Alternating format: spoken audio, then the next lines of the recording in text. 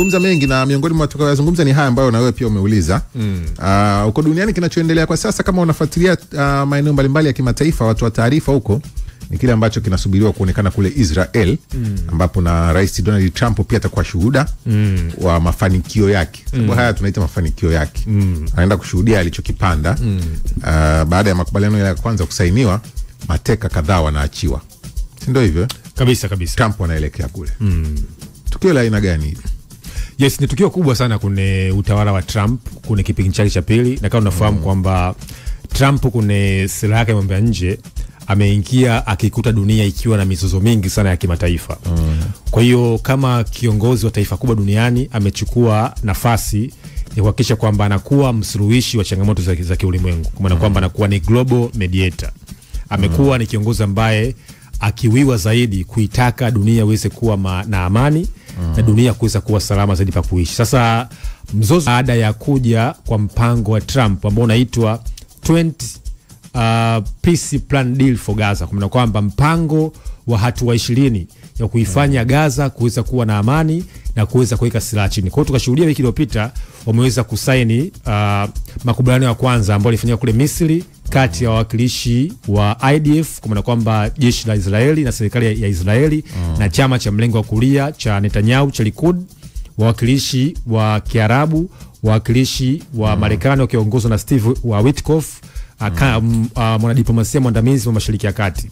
Kwa hiyo leo Trump ukimtazama anaelekea Mashariki ya Kati, Israeli, kwenda kushuhudia tukio kubwa ambapo tangu juzi watu wamekuwa wakikesha kule mitaa ya Tel Aviv, mitaa ya Haifa, kuweza kushuhudia mateka 20 ambao wapo hai, jumla 48, 20 wapo hai, 28 inasemekana kwamba wamefariki. Kwa hiyo katika mpango wa leo wale ambao wamefariki 28 watakuja miili yao kuja kupewa ndugu zao na wataenda kupimwa. Wale 20 ambao wamebaki watapewa ndugu zao ambao wamekuwa wakiwasubiri kuna maeneo mbalimbali katika eneo la Israeli. Na baada hapo Trump ataelekea Knesset, kuna bunge la Israeli, kwenda kutoa hotuba ya namna gani kama kiongozi mkubwa ameweza kufanikisha swala lake la kuweza kuweka silaha chini. Paka juzi tumeshuhudia vikosi vya IDF vimeweza kutoka takriban lake ya kuweza kuweka silaha chini. Paka juzi tumeshuhudia vikosi vya IDF vimeweza kutoka takriban kilomita 50 ndani ya Gaza. Kwa sababu vita vilivyoanza, vikosi vya IDF walikuwa wameizunguka Gaza kuanzia kusini mpaka kaskazini. Kwa sasa vikosi vya baada ya makubaliano vikatoka kilomita 50 mpaka Gaza.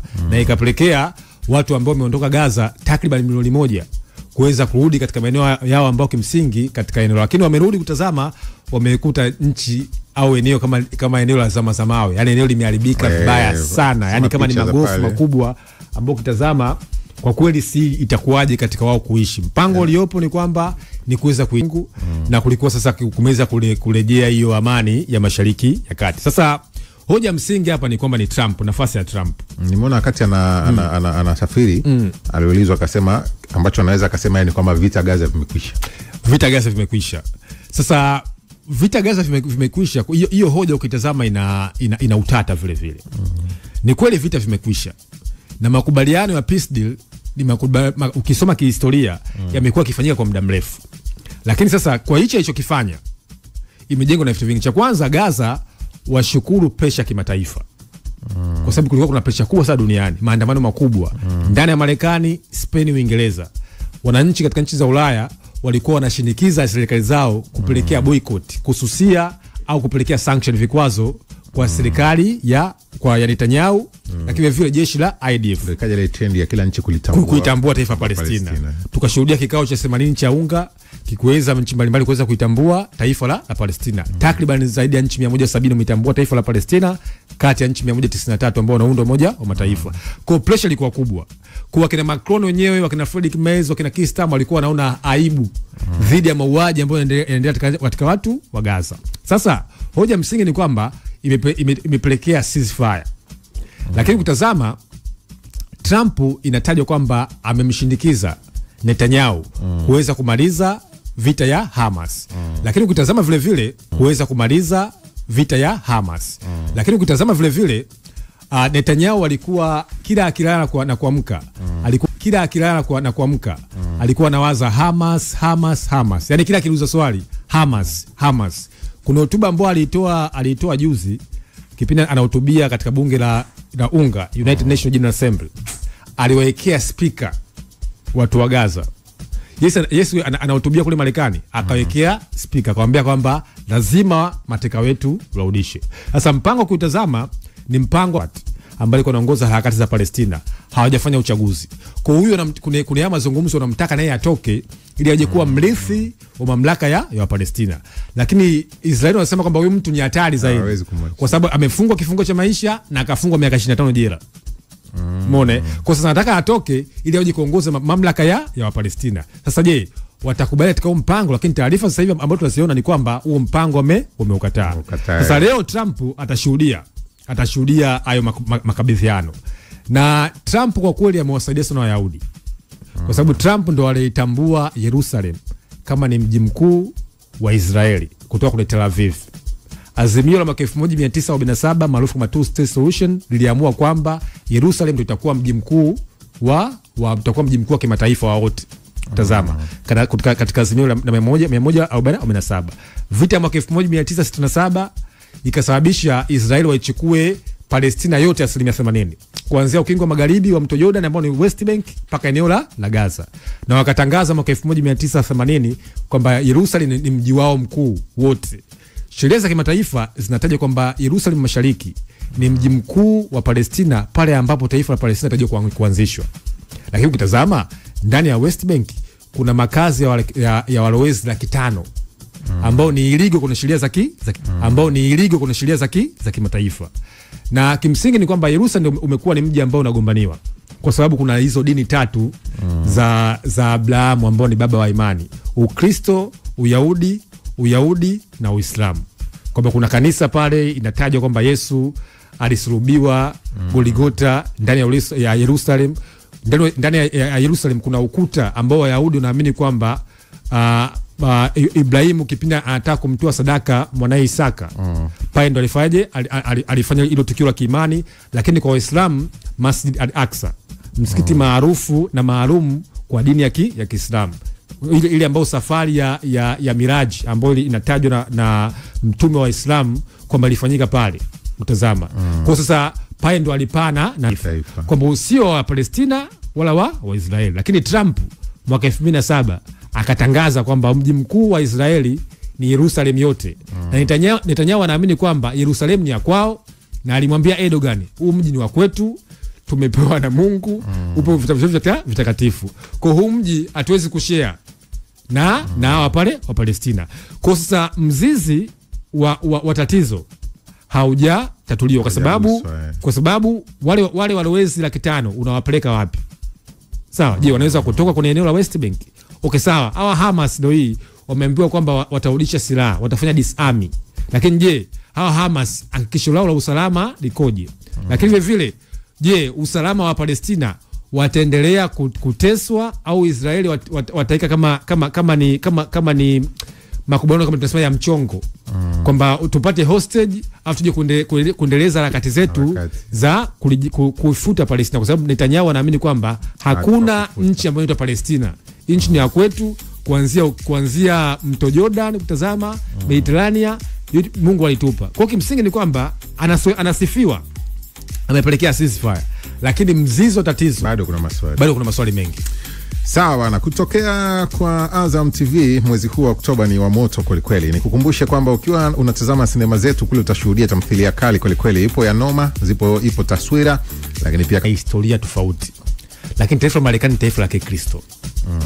Wayahudi wengi wamewekeza Marekani. Kuna makampuni makubwa yote ya kiteknolojia kuanzia NASA, Google, kote wamewekeza. Kile kikao ambacho alichofanya Trump na wale mataikoni kwenye teknolojia, wale wa 80% wana asili ya Kiyahudi. Kwa hiyo kuna huo uhusiano wa karibu sana kati ya Marekani na nchi ya Israeli. Lakini vile matajiri wote karibia 3000 wa Marekani wananasibishwa na Israeli. Lakini ndani ya Marekani kuna kitu kinaitwa Christian for United States for Israel. Hawa ni Wakristo wanaitwa Christian Zionism, Mayahudi wa Kikristo. Hawa ndio wapo wengi Marekani, matajiri. Wanaongoza makanisa makubwa wakina Pastor John Hagee. Hawa wana ushawishi kuna lobby za IPAC, Israel lobby katika siasa za Marekani. Kwa sasa wao ukitazama wana influence ndani ya siasa za Israeli. Kwa hiyo ndio maana wengi wanasema kwamba Israeli ni kama ni jimbo la 51 la Marekani. Sasa kwa Urusi ni tofauti. Urusi vita yake na Ukraine ni vita ya usalama. Yaani ni uwepo au kutokuwepo kwa taifa la Urusi.